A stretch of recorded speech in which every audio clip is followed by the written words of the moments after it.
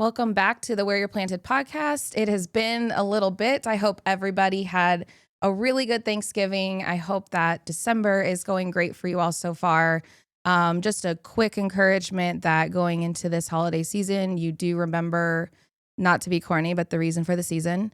And you take time to rest, you take time to be with your family, and you don't let any of the negative stuff consume you.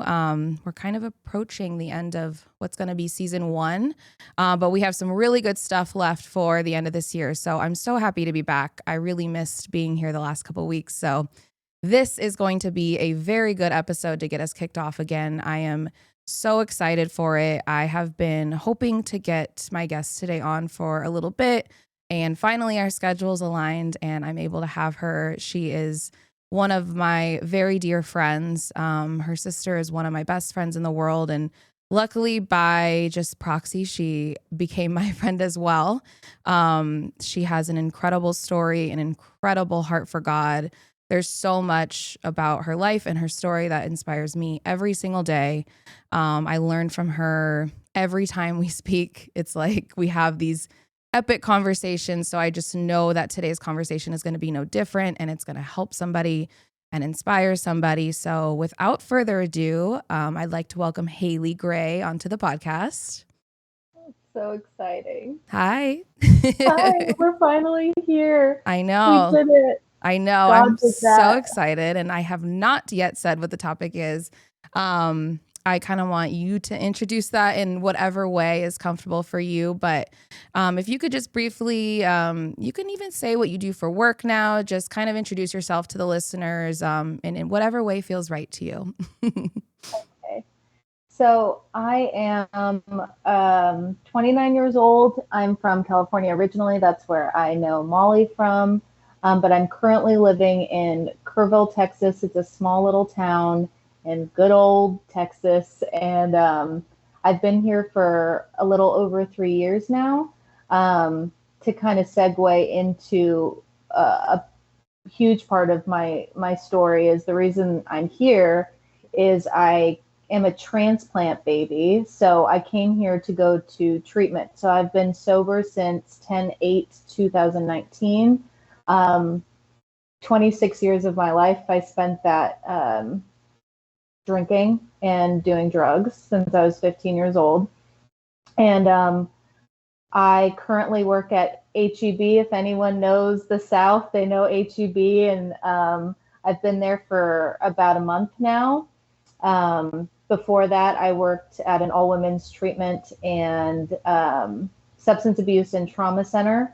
And that was by far the most incredible experience I've ever had, being put in a position to create safety for women that so desperately needed it, and still do that to this day. Now it's more about just my life and an everyday piece of my life rather than a career.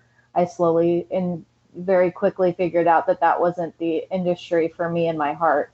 So yeah, I'm in Kerrville, Texas, and I can't that's believe where you're my in Texas. story, I guess, began. Not that that's the most interesting thing you just said, but just knowing you, I still can't believe that you ended up in Texas. But God will just take you places you do not expect to go. Absolutely. Absolutely. And that's kind of the key here is that a little piece of how I even came here is the God honest truth is I didn't come here to get sober. I came here to get safe. Mm-hmm. And in getting safe, I got sober. And by getting sober, I found God. So it's an incredible, even saying that, I have chills. Yeah, I love because that. it's the truth. Yeah. So anybody who struggles with like, oh, know somebody or is somebody where it's like, oh, they need to want it in that moment. That wasn't my truth. I didn't want it in that moment. Yeah. I just wanted to have like a shelter and not worry about, I mean, we'll get into it, but the environment that I was in was so traumatizing that I was willing to do anything just to get out of it. Right. You tell me I have to travel 3,000 miles away from my family and everything I've ever known in order for me to just be there, and I don't even know what I'm going to do there. Okay, get me on a plane. I don't know. I have Yeah. $0 in my bank account. Okay, sure. I mean, it can't get worse than what's currently happening. Exactly. So Yeah. send me on over there. That's such a good point. And like you said, we'll get into it because I think that is one of many misconceptions about the journey to sobriety and how people get there, how people even get started. I think that one of the misconceptions is you wake up one day and you're like, okay, I'm ready to get sober, which there's so many factors that go into why you are using and why addiction is what it is. And like, that's such a good point that your environment is such a key part in both the detriment to begin with, but then the success of how you get to where you want to be. Just changing that environment is so powerful. But why don't we, as concisely as you can, and, obviously don't leave out anything that's important, but can you take us back to like 23, 24-year-old Haley when you were deep in, that really unsafe and scary part of your life? What were you like? What was your everyday life like? Like, how did you end up getting to where you were when you were at what you define as like the scariest and worst part of that journey? Absolutely. I mean, you saw me then. Yeah. That's And kind I of feel what's like that's crazy about this is like when I met you, it was like we were going out and, going to bars and clubs and stuff. We were 20, 21 years old, and it's just what you did at that age. So in my eyes, you were just like us. It was like there's nothing for me to talk to you about. I wasn't worried about you, it was just we would go out and then the next day we'd go to work or we'd go to school or whatever it was. So yeah. what was actually going on with you that made it not the same for you?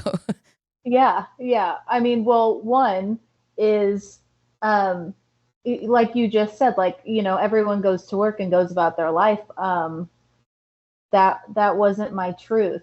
Um and everyday life for me was it's not that stereotypical story. I feel like people consider like alcoholism or drug addiction like you wake up and you have like the shakes and you need to Yes, like you're take a drinking shot of first vodka. thing and it's It's like like 24/7. Yeah, it's not like that's that. that's not the truth. That's Mhm. not everyone's truth. That's not my truth.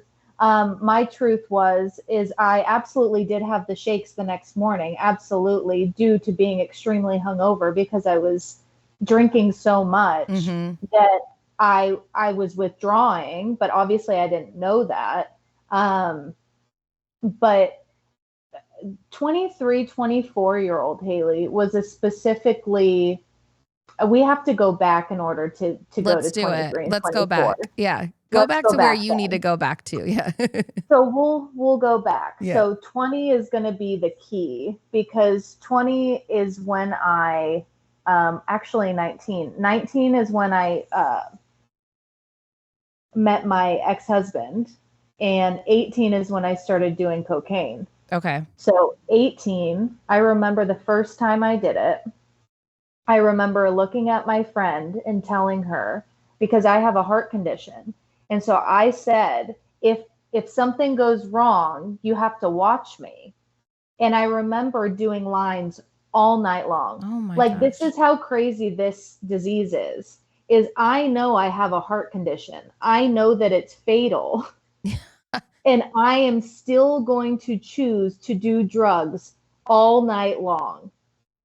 That's how this thing And works, that's how right? it's like it's not logical. I think a lot of times people think you're just like choosing it, and I wouldn't even call that choosing it because that's not a rational logical choice. That's a like chemical need to continue to do this because you're in your state of mind at that time you're thinking there's no other choice. Like this is not a choice. This is what I have to do in order to get to the next moment.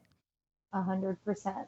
And so, like in AA, because I work in uh, I work a program. So in AA, it's called you lose the power of choice, right? So in that moment, I no longer have a choice. It doesn't matter how much I love my family. It doesn't matter because love isn't enough when it Mhm. comes to a disease, right? And so when my mind is telling me I have to do this, so if we fast forward, I got married when I was 20. It was an abusive marriage. It was an abusive relationship. mentally, physically, emotionally, dare I say, even sexually, like all of it was abusive. And Financially, it was financially, every angle. Yeah. it was awful. And I was heavy into my alcoholism in my early 20s. I stayed away from drugs a little bit, but it was only because of my environment. Because I was married, he didn't do drugs. He's a normie. I wasn't around people. Like I didn't have any friends. It was me and him and my bottle and the dog that we got. You know what I mean? Like there was nothing else. And um what that looked like for me is like I like to talk about more of the internal condition of what that looks like rather than the externals, because obviously anyone can get a picture of abuse and what that could look like, Right. right?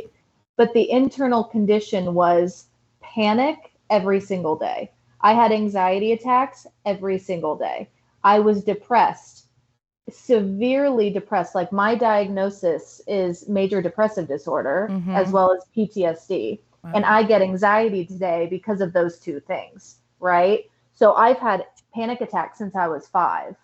So this is something that I have had, and then the alcohol and the drugs just amplify it, right? Right. And so then I'm in a complete hopeless state, right, of my mind and my body and my heart, where I always look back to it where it's like I wanted to be a good person so bad. Like my heart, even talking about it now makes me emotional, because my sister would always tell me, who she was talking about in the beginning, Alex, she'd always be like, your heart and the love that you give is a blessing and a curse. Yeah. And I always took that as it's a curse. I am absolutely cursed because I am desperately seeking some sort of love outside of myself to fill this hole inside of me that feels like I'm drowning and I can't keep my head above water. And I feel like no one cares about me. You know what I mean? And it's just this cycle of shame, and then substance abuse, and then I'm abusing. Right. Like I'm abusing him. Like Right. we're abusing each other. And it's this endless cycle. Financially insecure, do not have any stability, controlled all of the finances. I had no money more often than not. Every time I left him and came back, the 100 times that I did it, Yeah. every single time I had a different plan where I knew it was only going to be temporary. I need to make money and have a house and a roof over my head. And then when I have enough money in a secret account, I'm going to leave again, Right. always knowing that it's always going to circle back to him. Right. And so I was in the early 20s stage, which, I was very much like external, like party goer. Like I wanted to be out all the time. I wanted to be social. And that really was the anxiety. I just couldn't bear to be alone. Yeah. Like I could not sit with my thoughts. If I sat with my thoughts, I had active suicidal ideation all of the time. And if I wasn't with somebody, that scared me for me to be by myself and be alone. Hence why I'm in this like cycle of relationships with so many different people, just trying to find somebody. Well, and I remember that time period, there would be like months where we would see you a lot and you would seem super happy, and we'd be like out and about, and like you would travel with us and we would go like do stuff together. And it wasn't even always like just partying. It was, just like being together. But then there would be those periods where you would be either back with your ex-husband, or we just wouldn't really hear from you a lot. And I know from my point of view, it was like, I know Alex probably felt this way too, your sister that we've been talking about. It was like we wanted to like pull you and like hide you forever and keep you in like our little nook when you were with us, because at least we could see you and like see you smiling and know that even if you were going through something, at least we were present and we were there. And we would try so hard to like keep you involved in everything. And then I just would remember it would be like, Alex would be like, yeah, we're not really talking now. And it would break my heart, because I wanted you to be around and I wanted you to be happy. And I didn't want you to go back to that relationship. Yeah. No, and what's interesting, and I don't think I've even said this to you, um, but what's interesting is the friendships that I had around me, I didn't feel safe with them. Mm-hmm. What's funny is I did with you guys. And there's this level to this of it makes sense now, right? Like it makes sense that obviously the people that were around me before, like, yes, you and I did get, go to bars and like we got drunk and like had fun, but like Right. it started and it stopped there. You Right. know what I mean? The people that I was consistently around outside of the moments where it was just Alan and I, and then it would switch to going out and it was like my way of rebelling, Right. you know? Yeah. Like, you think you can keep me trapped? Well, I'm going to go out and do X, Y, and Z, right? And then here comes the shame all over again. Um, because it didn't align with my heart, and I'm doing everything that's not aligned with my heart Well, and my the principles that I'm following or that I want to follow, the value system that I have in my heart. I don't I there's a don't know how to do it. disconnect. Yeah. Yeah. I've learned that shame comes from a lot of times from sin. And shame's not from God, but shame is from sin because, like you said, like we're not aligned with what our heart actually knows we want and what we want to do.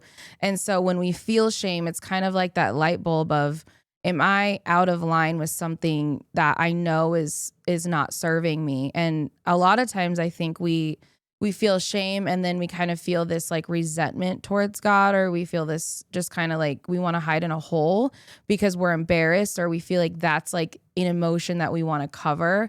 But that's actually, at least in my experience, the green light of like, I need to like stop everything and figure out what's this disconnect between me and God and me and my heart right now.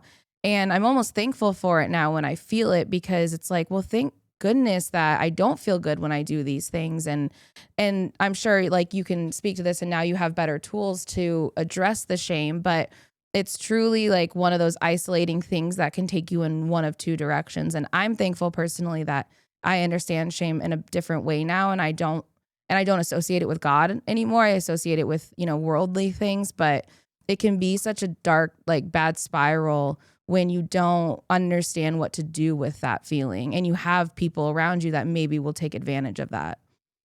Absolutely. I It's just so funny that we're talking about shame because I'm just such a huge fan of Brene Brown, right? Mhm. And shame resilience expert goes into just the difference between shame and like vulnerability. And when we speak shame into existence, then that is our vulnerability, and that kind Yes. of echoes out, if you will, the shame, and it creates this sense of togetherness and belonging and how we need a community of people. Mhm. Um, and for somebody like me who, even when I got sober, I was like, I have this mindset in the beginning that like I had to do it all by myself, and I still feel that way sometimes. That's a really hard thing to uncondition yourself of, Yeah. right? Like trusting people enough to receive the love that they give you, believing that they don't have any ill intention in it. Yeah, ulterior motives That or that to me manipulation is me coming. trusting God. Mhm. That to me is trusting God today. Like I trust God so much that my experiences tell me that I can't trust people, right? I have years and years and years to show me that I can't trust people. But how I get to trust God today is by actively putting myself in a position to possibly get hurt again Yeah. and trusting that I can learn from it, and I'm resilient as all else, and Mhm. I will be okay because God has me. I'm protected and guided. Full stop. That's it. Yeah, so You were know? there are there times you look back on in that period we were just talking about that you look back and know that God legitimately protected you from dying, from worse consequences? Like, can you see God now in those darkest moments that you had that most people wouldn't associate with God? Oh yeah. I already know 10 out of 10 I'm gonna cry talking about this. That's Um, okay. Crying is allowed. um yeah, talking about vulnerability, God's like, all right, here you go. Um, Yeah. So the how I got to treatment was I was in the bath, and I was probably in there for 4 or 5 hours. It was freezing cold. I had a bottle of Tito's in my hand. I had a line of Coke on my bathtub, and it was pitch black. Oh my And gosh. I just was sitting in there crying. And there was so many events that had led up to this, but I remember Alex can attest to this. I never answered my phone unless like I needed something from somebody. I couldn't do it. I didn't know how.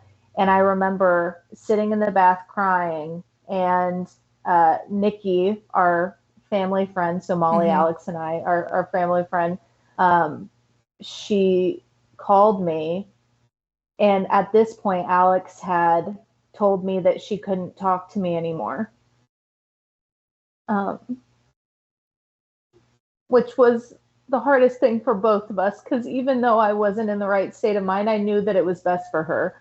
Mm-hmm. Um, and so Nikki called me, and I never answered phone calls ever.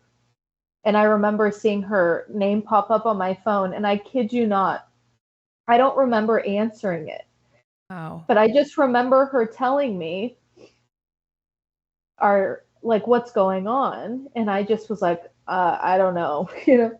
And she was like, "Do you need to go to treatment?" And I just said yes. And Wow. I cannot tell you, those were not my words. Like, I didn't answer that phone. I didn't say yes. Like, it wasn't me. And I just remember hanging up that phone and just feeling like, for once, I had something that like I could look forward to, Wow. you know. And 2 weeks later, I flew out, and I was in treatment. And I have so many spiritual experiences that I can talk about, but that was the main one for me, where we talk about it in AA, where like spiritual experiences are what keep us sober, but above that, it keeps us recovered. Mm-hmm. So I'm a grateful recovered alcoholic and drug addict, and it's one of those things where it's like I had a spiritual experience before I even knew what it was. Right. Yeah. So in that You know? moment, you said this is kind of what helped you find God. And I know from my experience with you and your family that you grew up in the church. You grew up in a very religious family. So what was different then about that experience that made you actually consider that this God is real versus, everything you had been taught up to that point, which, for whatever reason didn't stick? Oh yeah. 3 words: religion versus relationship. Mm, I was given a religion. I had family members who didn't practice those principles in their daily lives. I resented God, thinking those people were like God, yeah. right?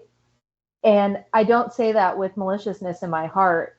I say that because the truth is that what I believed God to be through actions of people around me, right? And the feelings that I had growing up, I then in turn believed that there is no way that God could love me if I believe that my parents don't, right? Yeah.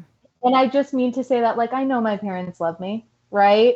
But when you're a kid and you don't feel like you're important, right?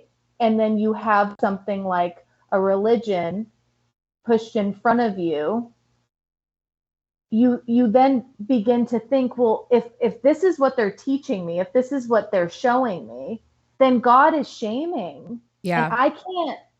I already put enough shame on myself.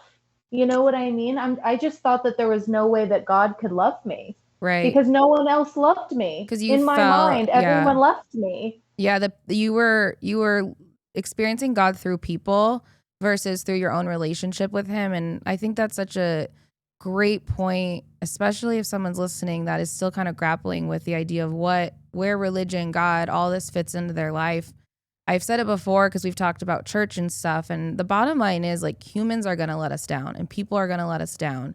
And until you figure out how to talk to and hear and experience God on your own, you will continuously be disappointed.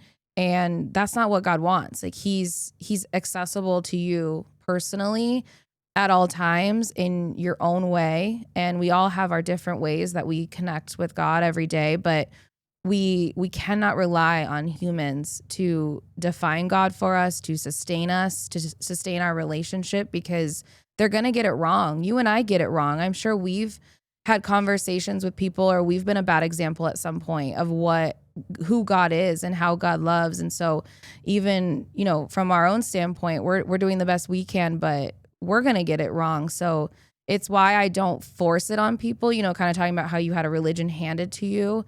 I know, like, that moment with you in the bath and the moments that I've had with God, I want them to experience that. And until they do, it will just be a religion. It'll just be nothing more than a theory, because that's how we build faith. I can't create those experiences for them. And I don't want to, because that's the good stuff. Like, that's the stuff that we hang on to when we aren't having that experience. We get to look back and say, I might not feel it right now because I'm going through something, but I remember that moment. Like, God is real, and I can attest to that. So that's such a good point. And I appreciate you being so honest with that, because I know it's hard to express that sometimes, especially with our parents. But like you said, it's no shame to them. Like, they were doing the best they can. I think all of our parents did. They probably were taught the same thing. And so it's great that you're creating an experience now for yourself that feels more authentic and real with God. Absolutely. And it's also one of those things too where I get to look back and say that it's not to fault anybody or to blame shift or whatever the case may be. Like, I'm a true believer that what has happened and led me to this very exact moment has all been in perfect alignment for me in a specific path for me. And I don't believe in like one specific path. I believe that God gives us many. And as long as my heart is in alignment with what God's will for me is, that he's just as flexible as I am, right? He's like, okay, you want to go here, we can go here, right? If you want Right. to go there, we can go there. The mission remains And the it's same. absolutely, Yeah. right? It's not about the outcome, it's about the process and just being able to, because I wouldn't be here without all of those moments, right? Yeah. Like, I would not be who I am, like, and know who I am without those moments. Like, all of those moments that I've experienced leading up to this moment, and all of the good, all of the bad, all of the pain, all of everything, right, has been perfectly formulated for me to finally come to know me. And to know me is to know God. And that's an incredible thing that you're right. I wouldn't want to take that away from anyone from experiencing those things. Is it hard to watch people like live subconsciously and come from a place of not being in alignment with who they are, or who God possibly wants them to be? But like, at the end of the day, who am I? Yeah. But I get to be at least a safe piece of that. If I get to die, if I had to die tomorrow, all I would want is that I knew I was a safe person for somebody. Yeah. That is it. I do not care how many accolades I have or I get. I don't care about my job. I don't care about what career I have. I don't care about anything. None of it. I don't care about a house, a car, none of it. None of that means anything. If I get to be somebody that someone can come in contact with, that they feel safe enough to step into that part of themselves, to possibly even consider it, then I've done my job 100%. I love that so much. I agree. I mean, there's so much divide right now about Christianity and the rules and the do's and the don'ts, and how, like, all these laws and all these things that are just divisive. But I always come back to love, and I feel like what you're saying is exactly that. It's just be love and love people and create a space where they can, like, feel and find God. And if we get some of the other stuff wrong, I think we're going to be okay. I picture when we get to heaven, like, what is God going to ask me about? And I just don't think it's a lot of these things that we're all arguing about within our own religion. It's just like, at the end of the day, I just get so excited about the idea that maybe someone will consider a relationship with God based on their experience, with anything I can do to impact their life. Like that makes me so excited, just because, as you know, just the difference in your life once you have that relationship, you're free and you're at peace. And those people that you're talking about where you it's still, it upsets you and stuff. It's because we know what's on the other side, and we just want them to feel that same peace that is just only God given. You can't find it anywhere else. No, absolutely not.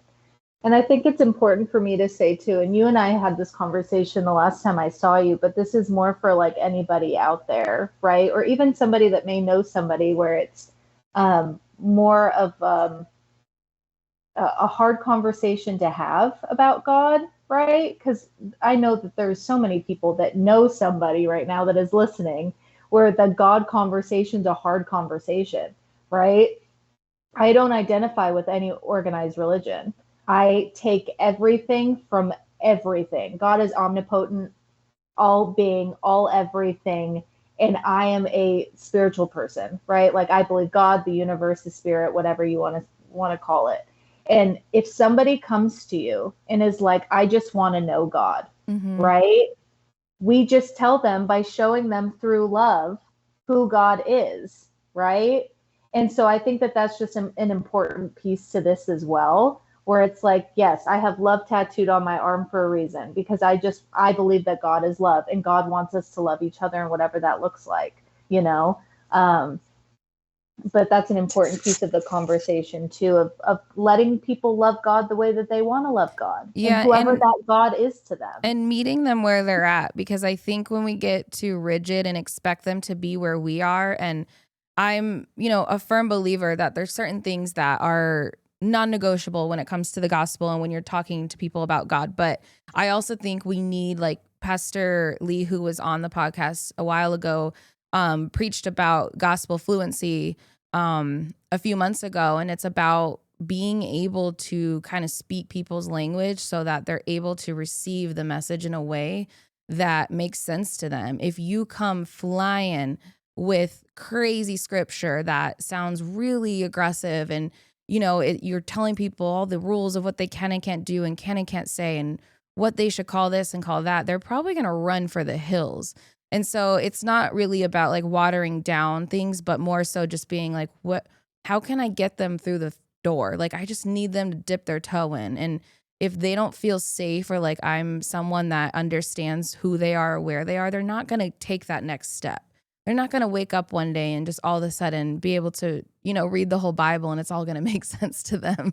And maybe they will. God can do anything, but we have to be realistic, at least in our approach, until that happens. Absolutely. Like, words are important. Complexity is important.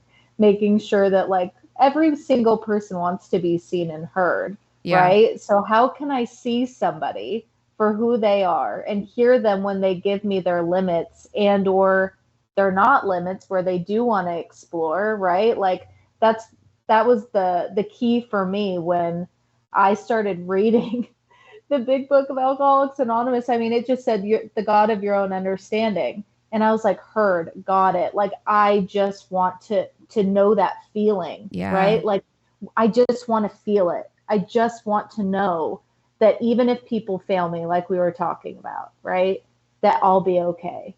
And that's the feeling that I get every single day. Do I have peace 100% of the time every single day? Absolutely not. That's not realistic. No, we live in a chaotic world and our brains are chaotic. We're really screwed up beings. We can do all the work in the world, but we're still going to not always feel peace or be peaceful people ourselves. Well, we also have a system, like we talked about before, that isn't created for it to be conducive to mental health and acknowledging, right, the way that the system is. Like, we haven't even started there to even acknowledge to actually change it at the same time too, which we talked about earlier too. So God has to be number one. So I was just thinking while you were talking about all this peace and stuff, I'm really big on believing God's truths, because there's a bunch of truths that God speaks over us. And like we're talking about, your mental health is not always going to line up with that to the point where that's what you believe in that day. But if you always go back to the truth of what God speaks over you, then you can eventually end up back at peace and know that everything is going to be okay. So back when you were in like some of your worst times, what was the truth that you thought about your life? Like, who did you think you were? Like, what was your narrative over who you were and what you were or weren't meant to do, what you were deserving of? What were those thoughts like? I didn't think that I could do anything. And that seems so like drastic, like a Mm-hmm. drastic way to think. Um, but that's the truth. I didn't have goals. Like I didn't believe that I could go to school to become a doctor. Like I called that out for me. I didn't think that I could go to school to even just get a degree. Like that was not in the cards for me. Like I truly took the narrative of I am the F up of the family. And I took that, I am the black sheep, and I ran with it. I wanted to suffer to a degree. Like I truly felt like I was worthy of suffering. And call that my environment, call that um, like negative core beliefs or internalized ideologies about myself. Um, but everything seems so far fetched and out of the cards for me that me drinking every day and just working temporary jobs just to make some income to continue to drink every day and party seemed like I was going to do that until the day that I died. Yeah. You know, my life revolved around partnership. Like my identity was based off of another person. My identity was wrapped around me being the party girl. I was very external. Like I wanted externally on Instagram, on whatever, I wanted it to look a certain way in order for me to feel okay about myself. Like I wanted that gratification of a like, and I wanted that gratification of I drive a BMW, Mm-hmm. right? But I have literally $14 in my account. That's such Like that's a real lot of life. people too. And it's like, what is that really doing for you? Like, no one else has to pay your bills. No one else has to drive your car. And yet we think if we drive that car, we're going to be more liked or more well received. And that goes back to too, just labels and how people treat people. We put people in boxes. And if you drive a BMW, you go in a certain box and then people treat you a certain way.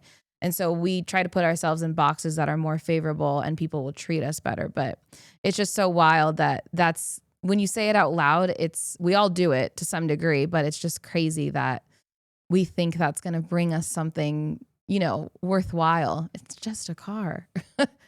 It's so But crazy.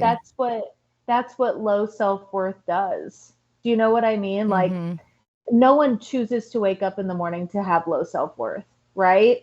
But the truth is if I have this idea that if I just drive this, I'll be good enough. If I just have this job, I'll be good enough. If I am in this partnership and have these group of friends and I am perceived to the world as a certain person, then I will finally believe that I am good enough.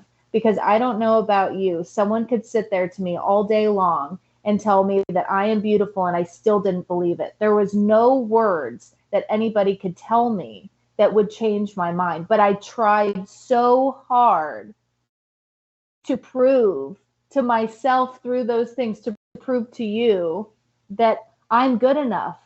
That's why I fought so hard in these relationships, right? Because I Yeah. needed to prove to you that I'm good enough.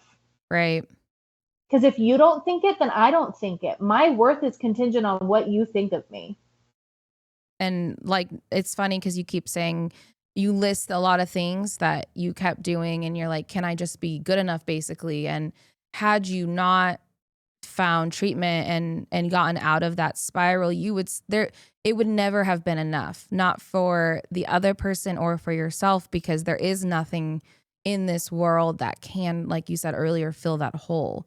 So it's just this endless cycle of whether drugs and alcohol are involved or not, that's some people's way of coping. And other people go in that same spiral, and it's shopping or it's gambling or there's so many other, or it's just Instagram. Like there's so many other things. And, you kind of talked about addiction earlier, about how there's kind of this perception of it. I think this aspect of it too is very, it's not talked about in the right way enough, because it's not really about the drugs and alcohol, right? It's about what's causing that to be your coping mechanism. And so many people will continue in that spiral because they don't think of Instagram or their, shopping habit or whatever it is as bad as drugs and alcohol. And so, but they're internally still experiencing those same ugly truths that you used to speak over yourself, over themselves. And I hope that if someone's listening that feels that way, the green light kind of goes off and they realize, like, oh no, like this is not how I have to live, and this is not normal. Like these are not normal thoughts, and this is not normal behavior to continue to try to strive and get more and more, but it's never enough. Never enough. And it never will be, ever. That's No. one thing I've learned. It never will be. So if I can create and curate a life that fulfills me more than enough, right? Surround myself with people where I actively every day have like these little bits of my life that keep me in alignment with myself and make me feel joy, right? Mm-hmm. Like joy was a foreign concept to me. Still to this day, I'm not kidding, Molly. I pray for an open mind and an open heart for joy every single morning. I love because that. my default is not joy. That's My a great point. default is depression. Yeah. My default is finding the worst case scenario in every situation. It's not about being optimistic or pessimistic. You know what I mean about labeling somebody like that? It's like, no, what environment did they grow up in where they think that they have to be on the defense when they're in a safe environment? I am recreating a life knowing that I'm safe at all times. Yeah. I'm safe at all times. And I get to create these moments for myself where I can actually experience joy, and God gets to bring those things to me. And he wants us to be happy and joyful. I think because there is, when you are in your purpose with God and you're in alignment, we often think of sacrifice and all the things you give up and that you don't do, but God wants us to enjoy this life, and he wants us to enjoy the things that he gave us. It's just a matter of, not making those things your idols, or not putting the ability to feel joy in those things, but rather reminding yourself, like you said, that God gives you those things. And he might remove one thing, but then if he does, he's going to give you another source of joy. And so we don't get too wrapped up in one person or one thing. But I also love what you said about like you have like curated this life. Basically, I'm really big on like romanticizing your everyday life and finding little things that are accessible to you every single day, no matter where you're at. Like I travel a lot for work, and it can be really hard on my mental and physical health, but I've found that I love breakfast. I love a hot cup of tea.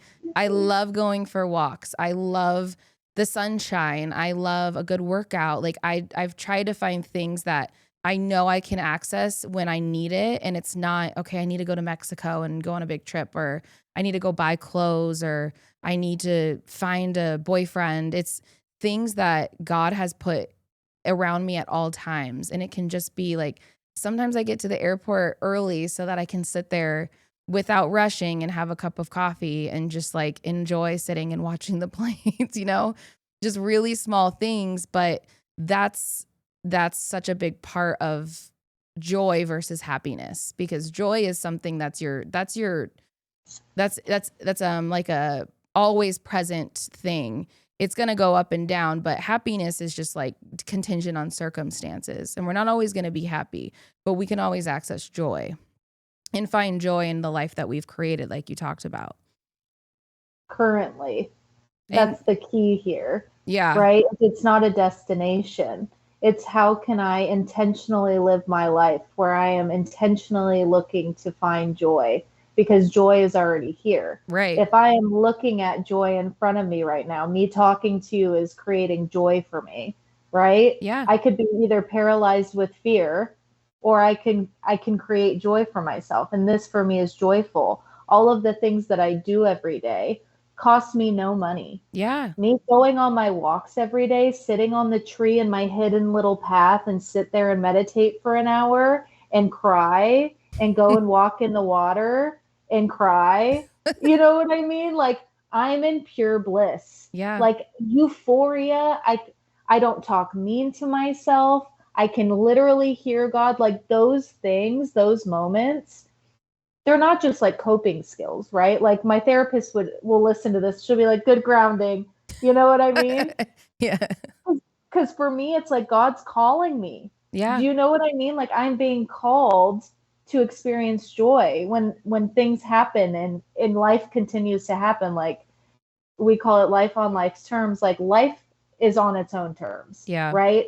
I can either get on board with creating a life that I want right now rather than hoping to have something that I want later on, which completely robs me of joy in the process. Right. Because then Like, when I have it, the goalpost and moves. you'll have to do the same thing over again because you didn't create that joy. Like you're just thinking this thing will internally complete something, and you'll always, no matter what you have or where you live or anything, like you're talking about, you're gonna have to find your own joy. And my boss always makes fun of me because I literally love every city, town I go to. But it's because I look around, I'm like, okay, what's cute about this town? Like, what can I do here that I can't do somewhere else or where I live? And it's not that I want to move everywhere that I go. I want to spend infinite amounts of time. It's just like, there's something that God has for me in every place I visit that is going to make me smile and make me just be happy to be there. And you have to have that mindset of not only am I capable of finding it, but I'm deserving of it. And that's my responsibility. Like it's not going to come to me. I need to be an active participant in creating that every day. And how lucky, like I'm so happy that we're called and asked to do this with God. And it's not just this passive thing that he just can press a button and, okay, you're happy today. Okay, you're sad today. We get to actively contribute to and experience that. Absolutely. And also knowing that it's not like like we just talked about. Yes, we can find joy. Sometimes it is like that. Some days it is really hard. So we are going to seek that. But in the seeking, I'm seeking God, right? The joy is God. Yes, But it's the at the same pursuit. time, too, I am joy. Mm-hmm. Like I am what I'm speaking about. Like I Right. am intentional because I am intentional. My intentions every morning of joy and love and kindness and respect and whatever else I come up with, right? That I'm like in alignment to do for that day. I get to wake up and know that I am those things. And when I know that I am those things, I then ironically see it, Right. right? Because Yeah. I see it in other people. I see it in the universe. I see it in the trees. I see it in the sky. I see it in the sun. I see it in the ocean. I see it in everything. Mm-hmm. And then you get to create the life that you want. Right. So I asked you about those truths, and you've been touching on it, but those truths that you used to speak over yourself or believe about yourself, what are some of the now truths that you know God speaks over you and what you believe in now because you are in relationship with God that either directly contradict those old truths or are just brand new truths that keep you going and keep you seeking this joy and make you feel like you're deserving of this amazing life that doesn't involve those toxic thoughts and all the things that were hindering you. Yeah. I'm a really big believer in the and. So I can believe, right? Like I can internalize that a negative core belief of mine is that I'm not important, right? And I can know that I'm important to God. Mm-hmm. Both of those things can exist in the same place at the same time, right? And I feel like that is so powerful and life changing. When I realized that, it set me free because it didn't make me have to force myself to believe something that I didn't Right. believe, It's right? validating to you. Like you're not So just coming up with validating. this out of thin air and you're not stupid or sabotaging yourself.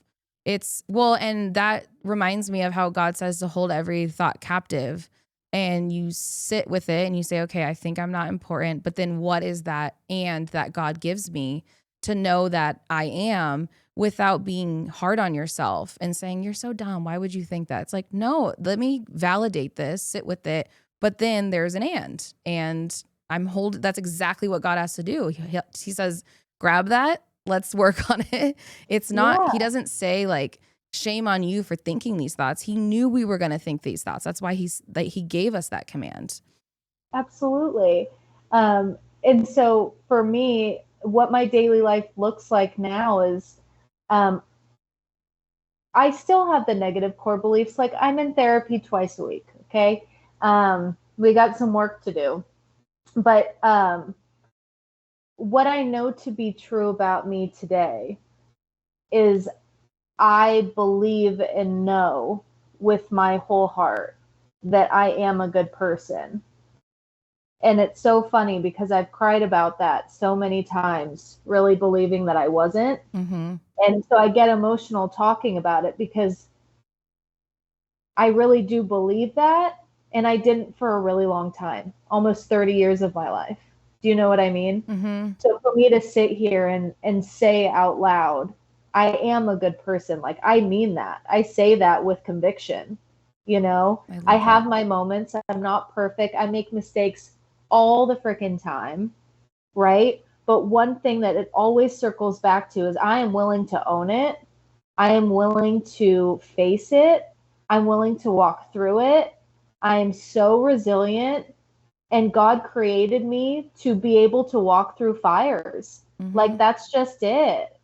And so when fires come, because they do, I know that I am going to choose God's way to do it every time, regardless if I like it or not, regardless if I want to do it or not, regardless if I like to think it or not, regardless of whatever the case may be, it does not matter. I have done so many things out of fear, literally hysterically crying, begging God to make a different decision because I didn't want to do it. And guess what?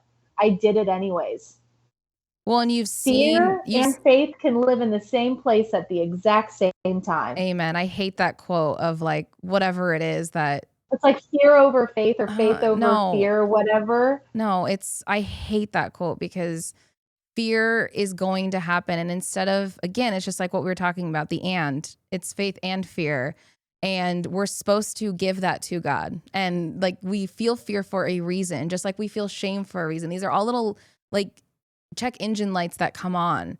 And we should not shove them to the side. It's like, what does this mean? And what am I supposed to do with this emotion? And how do I give it to God? You should not feel shame around fear or around unbelief. Like, if there's moments or there's things in your life where you're like, I just don't know if God can do this. Of course he can, but it's okay to give that to God and say, I wish I didn't feel like this, but I do, like, let's work on this. Like, I'm still here, even though I don't feel it so much inside today. Absolutely. Well, ironically enough, but my ex-girlfriend and I will joke all the time where it's like, we'll look at each other and she'll be like, are you letting it go? I'm like, no, I am not ready. I'll let you know when I'm ready. I'm going to hold on to this a little bit more. And because I won't lie about it. Like, no, I'm not ready, but I will be.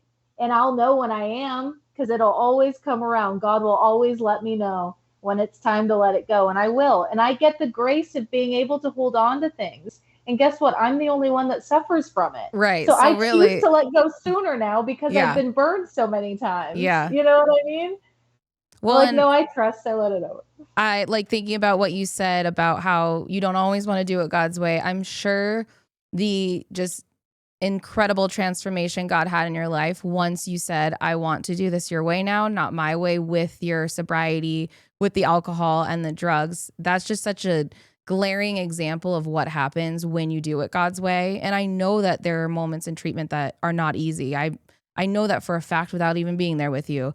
And there probably were days where it felt easier to walk away or to, go back to the life that you had. But being able to look back on that, like, what a blessing. Because there's so many things, most things I feel like now are going to be not as daunting as that. So it's like, if I could give that to God, then why would I not give this to God? And why would I not pursue this with him? Because I know what he's going to do. Even if it sucks right now, like, I know he's going to come through. It's going to be way better than my ideas. So it's like the kid who's like temper tantrum, like, oh, I don't want to go, but here I go, God. Absolutely. Yeah. I mean, I think back about my time in treatment and truthfully, that was kind of the easy part. Honest to God. It really was. I've heard that No before. one, no one, I wasn't well equipped.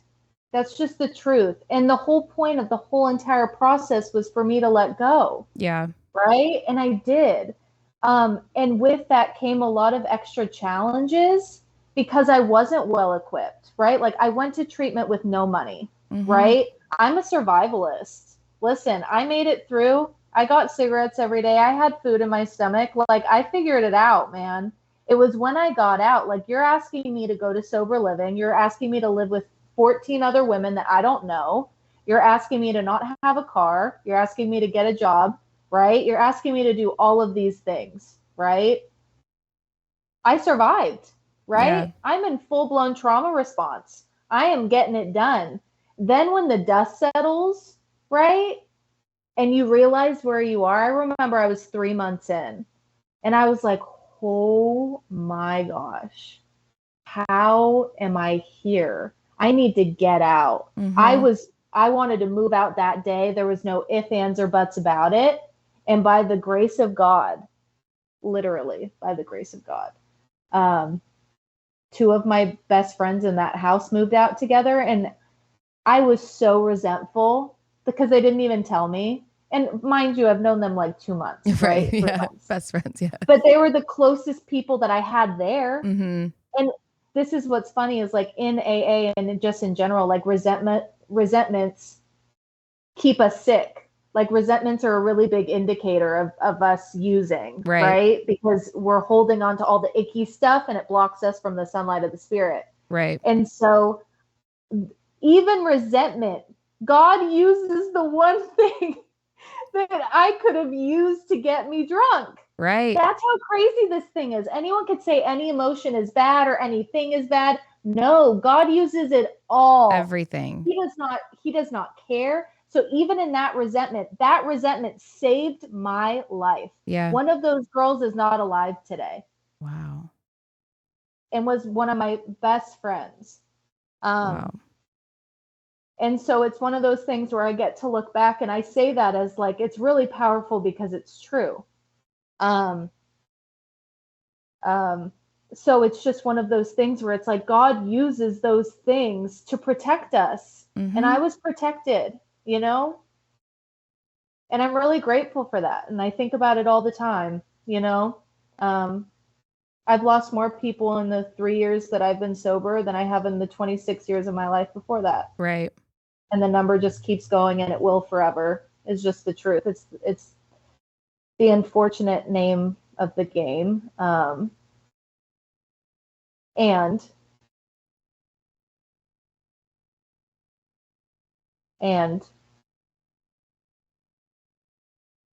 yeah, that one's still a hard one. I can't imagine. And I mean, it's a sobering reminder, but it's also just more indication of how, like you said, covered you are and how grateful I am. And I'm sure your family members and everyone are that you had that to cling to. Like you had God and God did not let you go. God was not going to let you go. Even like you said, when you were doing everything in your power and you were feeling things that could have absolutely turned it the other way, he still had you that entire time. Absolutely. You know, grief is one of those conversations that we could talk about forever. Because I've experienced it so much within these 3 years. Clients, friends, so many people that I know in this community. Like I don't believe that God takes some and doesn't others. Like I don't believe in that. Right. I just believe that life is life. Right. And life takes life, right? And we get the beautiful in between of creating these relationships that are so like earth shaking and shattering, Mm-hmm. right? That the shatter comes with the good and the bad, right? Like we don't get to pick and choose, you know?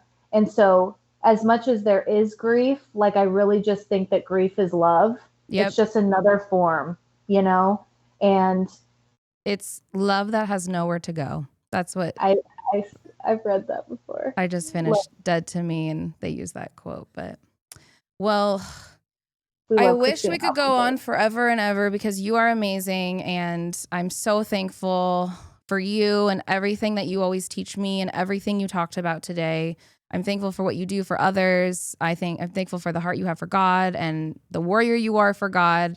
I just love you so much. So thank you so much for talking with me today. Maybe we'll do a part 2 with Alex and we can get her perspective on everything. That would be a fun one. I can contribute to that one from my own experiences. So thank you again. Like I said, I love you, and thank you to everyone for listening.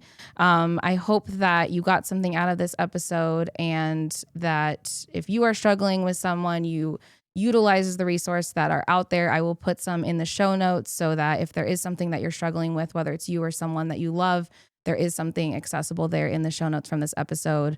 As always, please remember to like, subscribe, follow on whatever platform you listen. Find us on Instagram at Where You're Planted Podcast. You can join the Patreon community to participate or to support us monetarily. And I will see you next time.